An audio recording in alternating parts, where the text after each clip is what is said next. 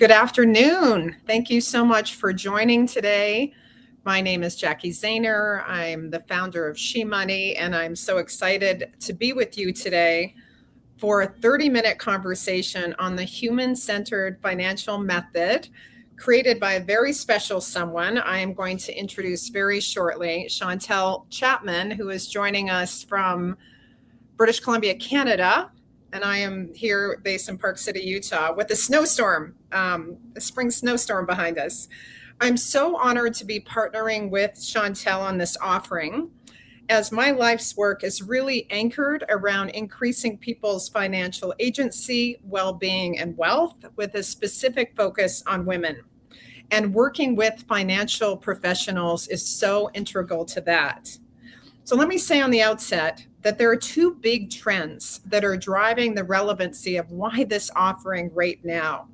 One, big surprise, technology, and more specifically, AI and the agentic economy that is revolutionizing the financial services sector. And two, what is being called the great wealth transfer, which is over 100 trillion, by some estimates 130 trillion, that's going to be on the move, money on the move, both to the next generation, handed down, but also increasingly into the hands of women who tend to live a little bit longer. So this offering is in that context with this idea of how do you meet this moment of both great challenges and great opportunities.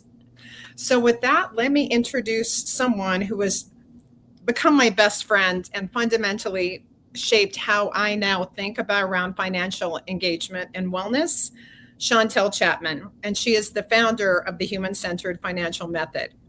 Chantel is a best-selling author. You will see her book that came out in October, and we did a lot with Chantel around her launch of The Trauma of Money, and the creator of the Trauma of Money Method, an internationally recognized certification program that has trained literally thousands of professionals across more than 28 countries.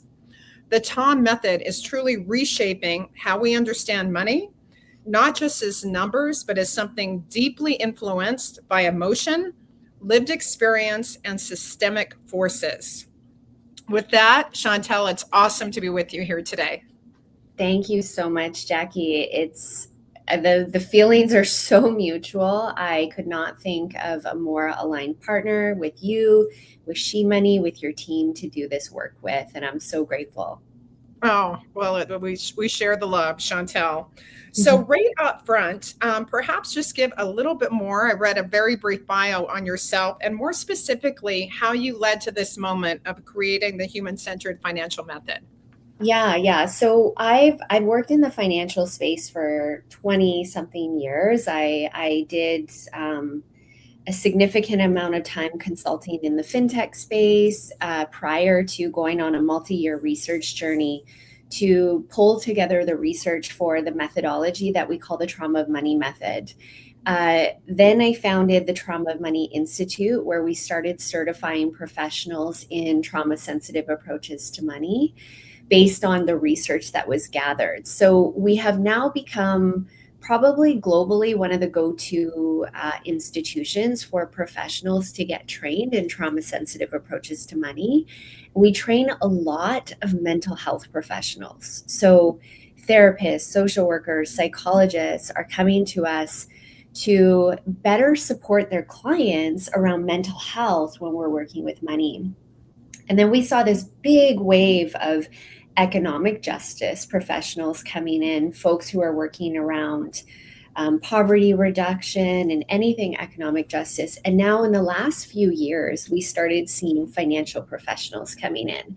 And it's so interesting because I have a finance background. And when I originally started the Trauma of Money Institute, I really saw this pedagogy, the methodology being really helpful for financial professionals.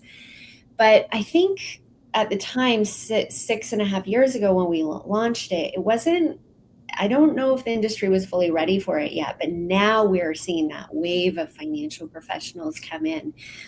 And over the last few years, we've been working with many financial institutions and integrating the trauma of money methodology work into the work that they're doing. And one thing that we had identified is some of the language that we were using around trauma, it was maybe a little bit too intense for the financial professional, because we didn't want the financial professional to feel that they're training to become a therapist, because that's not what this is.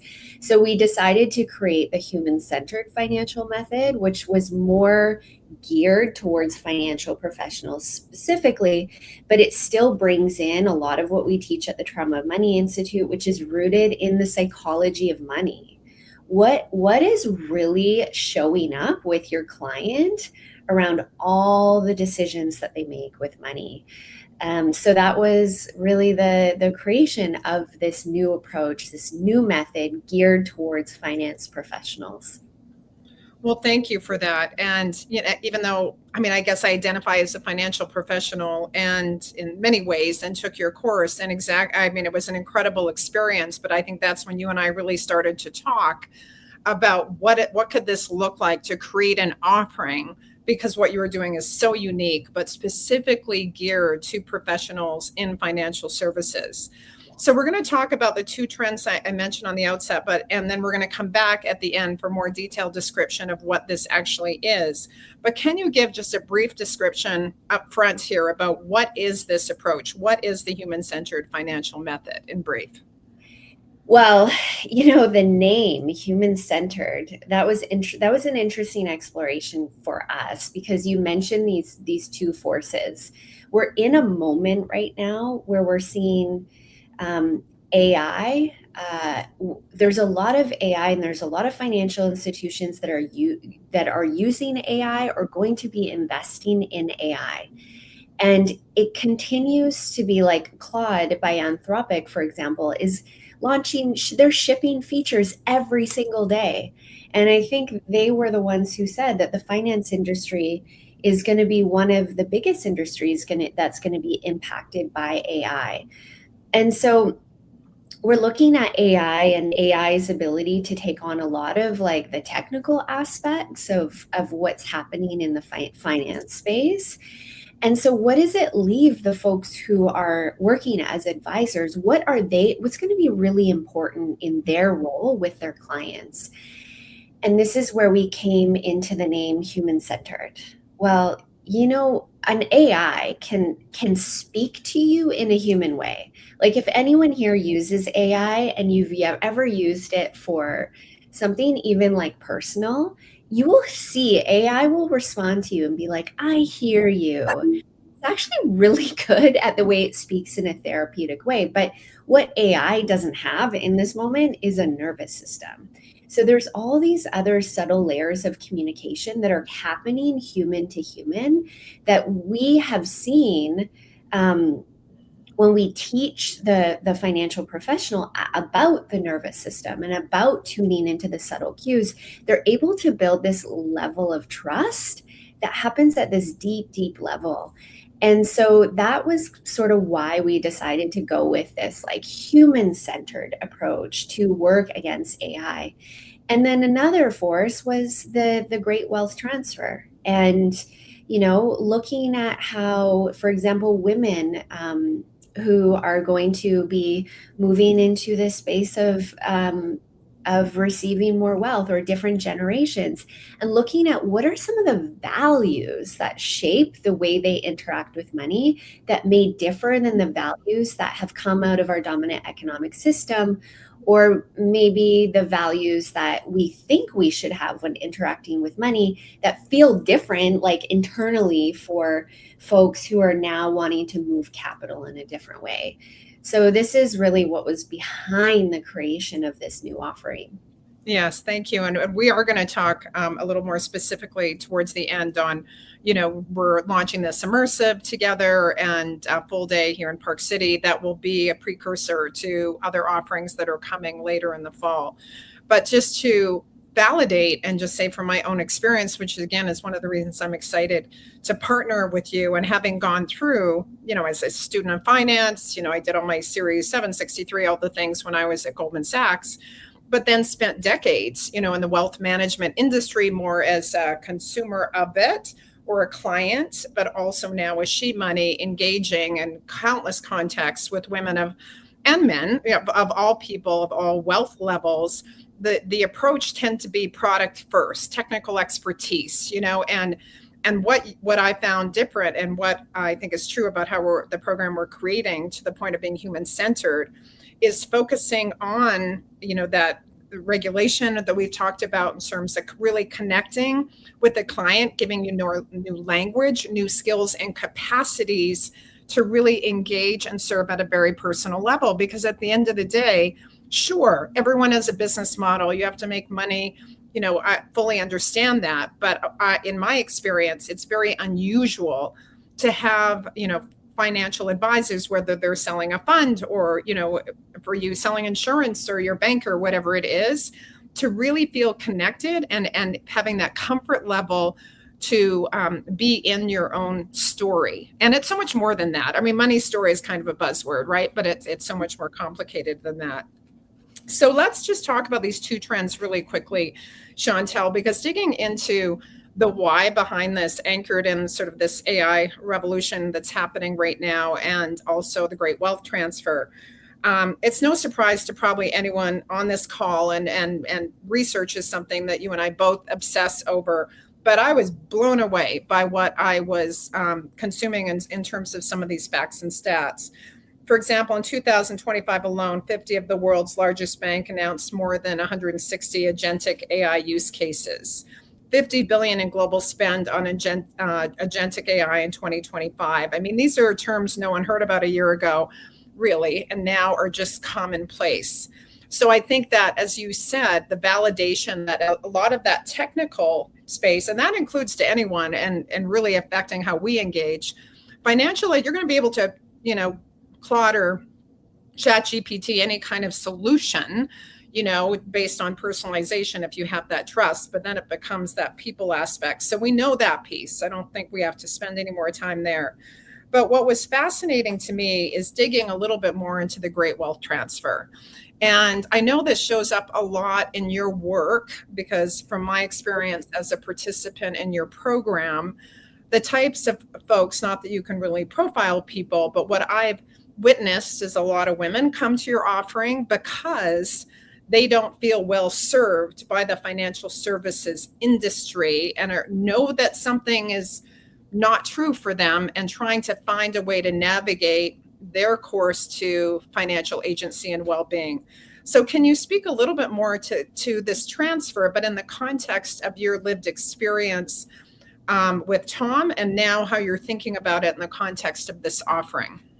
Yeah, so that's very true. We do see a lot of women engage in the trauma of money work in general, and we've been hired by a lot of organizations to go in and speak to women. I just recently keynoted an event for Farm Credit Canada to speak to women farmers specifically, and that's just one of many where we're speaking to women, and we notice some patterns. And one of the patterns that we notice is they automatically assume that they're not going to connect with the financial professional. They just automatically assume that because they have already identified some value misalignment from the way they want to interact with capital to the shoulds that exist out there in the finance world, right? So there's this automatic assumption that advisor has to work against. So that woman might be coming in with this assumption, this advisor is going to talk down to me because I'm not a man. And it might not be conscious, it might be subconscious. And one thing that we talk about from that subconscious programming as a woman wasn't that long ago where a woman couldn't get a credit card without a male cosigner. That lives in our bodies, that lives in our experience. And how does that manifest as a subconscious belief or narrative? It manifests as women can't be trusted with money. And so if I feel like I can't be trusted with money because of my identity, I'm going to go into that interaction with an advisor in a place of nervous system defense. And that's going to manifest in all these different ways. One, it might manifest as avoidance. So I might have the call with the advisor, I might have a response in that interaction with the advisor, and then I don't follow up. I don't follow through. I go into avoidance. Mhm. Or I really want to prove that I can be trusted with money. So I go into analysis paralysis where I over research everything. And then I talk to multiple advisors. And at the end of the day, I'm like, this pressure to be absolutely perfect with this newfound trust that I have with money is too much. I can't make a decision. Right. So these are some of the patterns that were showing up, or they just don't feel seen in the values or the way they want to interact with capital that might be a little bit different. And so and it's not just women. Like when we think about the great wealth transfer too, we also have to think about the younger generation. And the younger generation is also exposed to more like social justice awareness too. So they can be a little bit more discerning about the way they want to move and interact with capital that might be different than their parents or their family legacy. Yeah. Right? So they want to work with advisors that can see them in their own set of values, and through that they create a level of trust to be able to be in a position where the advisor can create like a sense of leadership and containment to be able to support the client, where the client feels in their full sense of like autonomy and agency. Yeah, this is resonating so much for me, which is why, of course, we're doing this together in my own lived experience, both personally with Women Moving Millions, which I was very involved with for many years with ultra high net wealth. We don't use the term worth anymore. Do not use high net worth. Use high net wealth. Individuals, it's just this sense of it was not industry, created for me. And this idea that the goal of money is to just make more money or maximize profit, maximize return, which in that case becomes centered on asset allocation and products, and is not something that, in my experience, a lot of folks necessarily connect with. There's a certain, like, I want to make money on my money and preserve wealth and have economic security and freedom, but at what cost? And I do think, my own experience as well, that a lot of the training for financial services, as we said, is product, it's process, it's return.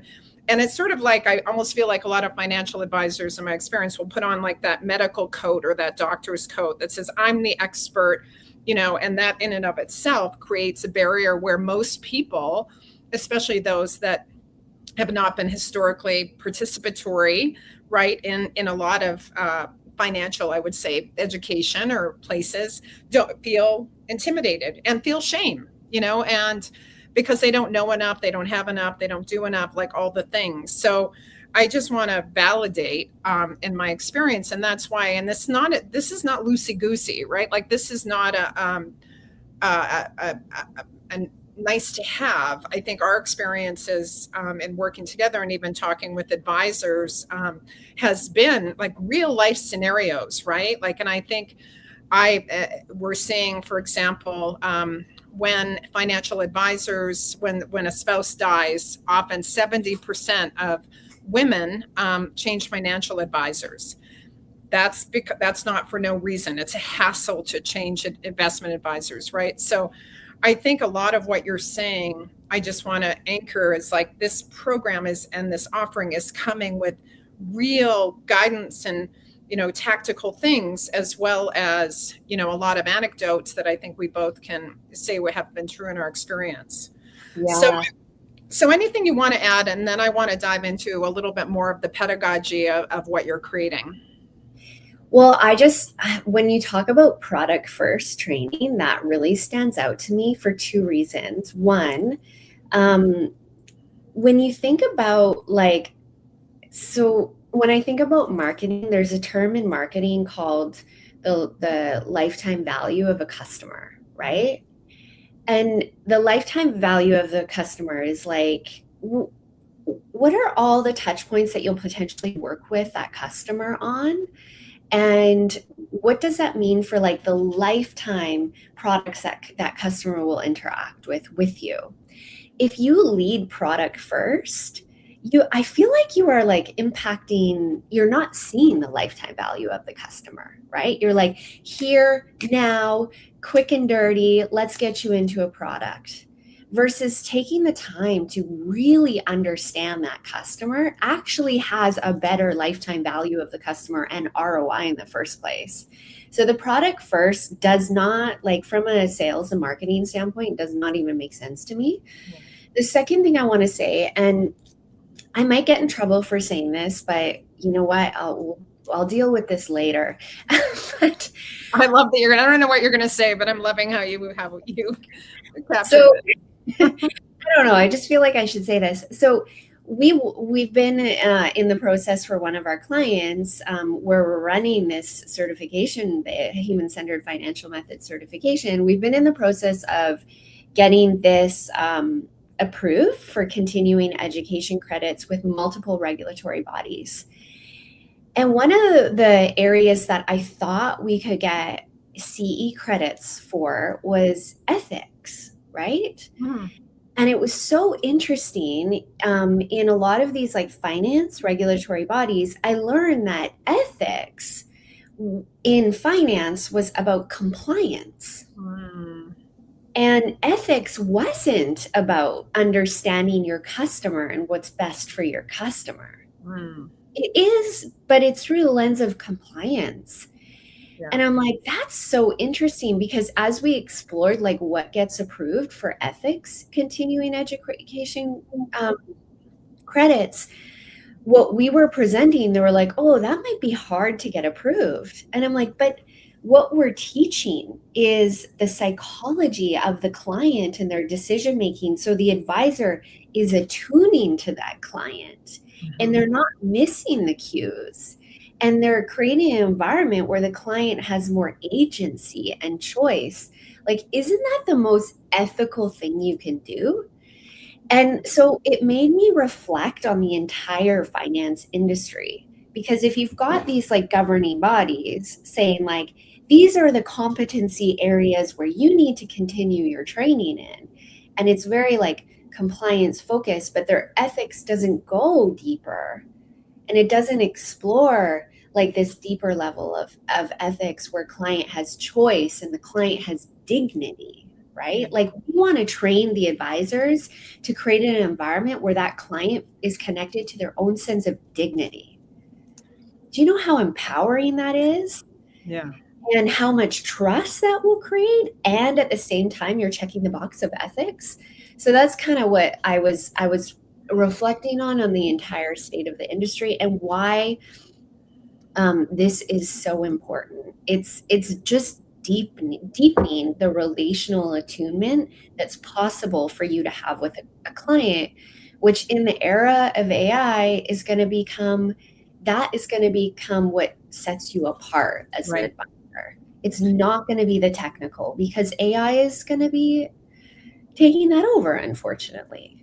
Yeah, I could not agree with you more. And I think, I mean, I think about why I do what I do and what's true for me, and I think when you feel that, and I'm not a big fan of the word empowered, because I think we all have power, but I think that it's that agency, right? It's that if you feel like you understand money, and that money is you are not afraid of it, you're not afraid to make it, you're not afraid to invest it, you're not afraid to give it, because it's connected to a sense of values and understanding and enoughness, and rarely in financial services. And I know this is a lot of the work that you do we talk about enoughness and what that means at all of those levels, right? Because I think we need money to be a catalyst for good in the world and in our own lives.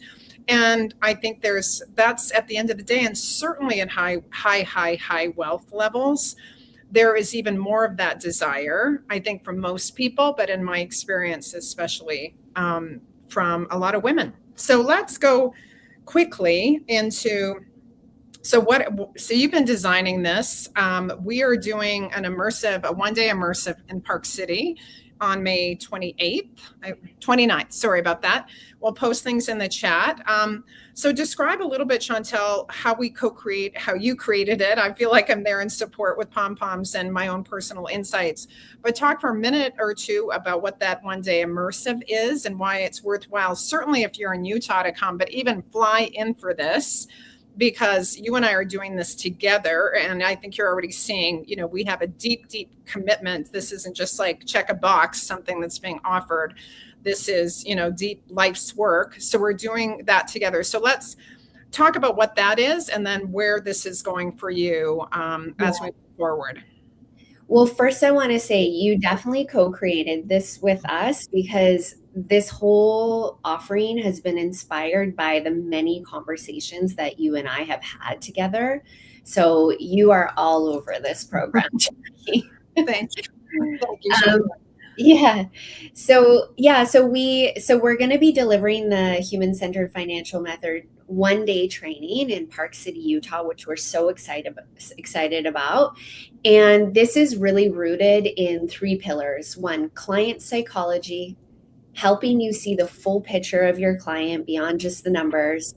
Relational attunement, being able to tune into these subtle layers of communication that maybe your client is not even saying to you, but helping you see in between the lines to build more trust and creating that environment of dignity for your client.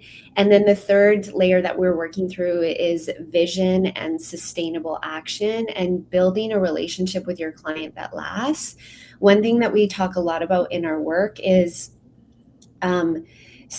scarcity. And I'm not talking about scarcity like financial scarcity, real financial scarcity. I'm talking about how the experience of scarcity, if it's even been in the generational line, can show up today with your client.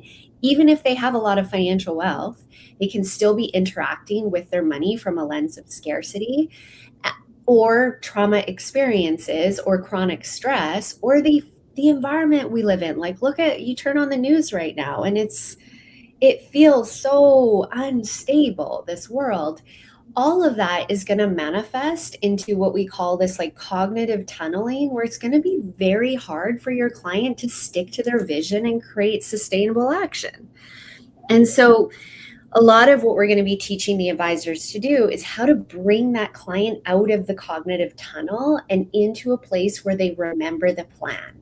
They remember the vision, and it's sustainable. So we teach those 3 layers, working through what we call the transformational flow, where we explore awareness. We help the advisors see differently. Attunement, we support the advisors in learning how to sense differently. And then action, advisors learn how to respond differently. And then relationship, advisors learn how to relate to their client differently.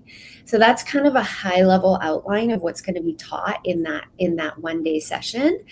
And then in true Trauma of Money Institute fashion, we create a very embodied learning experience. So there's going to be a lot of space for interacting with the folks that are in the room to really explore what it's like to put this into practice. And then in the fall, we are planning to launch a full certification in this, so you can actually get a badge and become a human-centered financial method, the psychology of money certified. That is so exciting. And just to be clear, so this is the first time you are doing it live and we are doing it together live. Yes. So, and everything we do is fun and excellent to the nth degree. So I could not be more excited about this, Chantel, and we are going to share information about this, certainly in the chat, but through your LinkedIn, my LinkedIn.